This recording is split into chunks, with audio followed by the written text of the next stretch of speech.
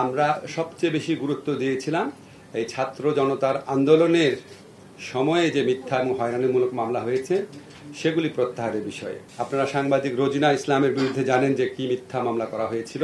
রোজিনা ইসলামের passport already ফেরত দেওয়া হয়েছে। মিথ্যা এবং ষড়যন্ত্রমূলক মামলা করা হয়েছে ছাত্র জনতার অভ্যুত্থানের সাথে বা গণ আন্দোলনের সাথে জড়িত ব্যক্তিদের বিরুদ্ধে। সেই ব্যাপারে এই মামলাগুলো প্রত্যাহারের পদক্ষেপ নিব, সেটা আমরা প্রথম জানিয়েছিলাম। কি অগ্রগতি হয়েছে সেটা আপনাদের জানানো আমাদের দায়িত্ব।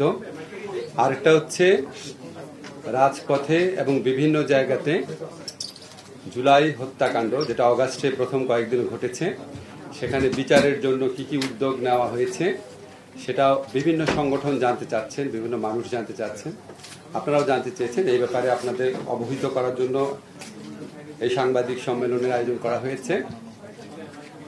আমি প্রথমে আপনাদের একটু বলি মামলা প্রত্যাহারের বিষয়টা, তারপর যখন যদি আপনাদের প্রশ্ন থাকে প্রশ্ন করবেন। আমার একটা অনুরোধ, প্রশ্ন করার সময় মন্তব্য করবেন না, প্রশ্নই, আর প্রশ্ন রিপিট করেন না, ঠিক আছে? আপনারা কেউ তো আর এখানে লাইভ করছেন না, না? আচ্ছা, ঠিক আছে।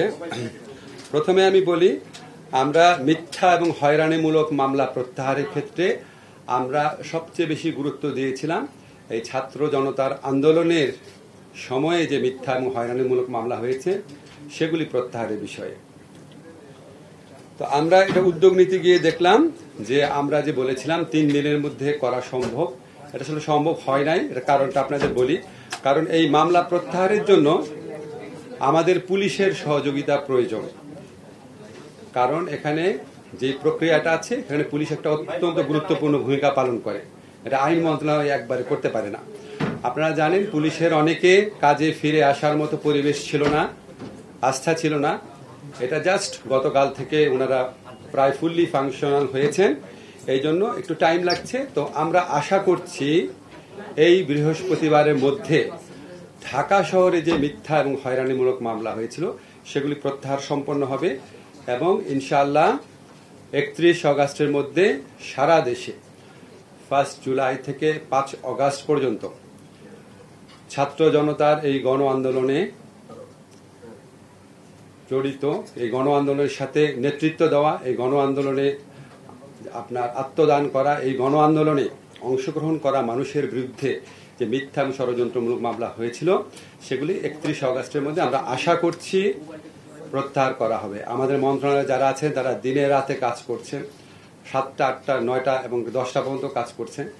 আমরা আমাদের মতো করব, কিন্তু এটা শুধুমাত্র আমাদের মন্ত্রণালয়ের এখতিয়ারাধীন বিষয় না, এটা আমাদের স্বরাষ্ট্র মন্ত্রণালয়ের সাথে কাজ করতে হচ্ছে। তারপর আমরা আত্মবিশ্বাসী 31 অগাস্টের মধ্যে সব মামলা প্রত্যাহার হবে। বৃহস্পতিবারের মধ্যে আশা করছি ঢাকা শহরের মামলাগুলো প্রত্যাহার করা হবে। আপনাদের সাংবাদিক কমিউনিটি, আপনারা সাংবাদিক রোজিনা ইসলামের বিরুদ্ধে জানেন যে কি মিথ্যা মামলা করা হয়েছিল। আপনারা জানেন যে মাহমুদুর রহমান মান্না, আমি এই দুটা উল্লেখ করছি বোঝানোর জন্য আপনাদের যে আমরা কতটা প্রোঅ্যাক্টিভলি কাজ করার চেষ্টা করছি। রোজিনা ইসলামের পাসপোর্ট অলরেডি ফেরত দেওয়া হয়েছে।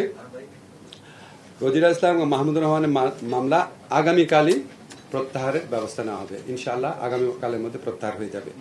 রিপ্রেজেন্টেটিভ মাহমুদুর রহমান মান্না, আমি যেটা বলি শেষ করতে দেন।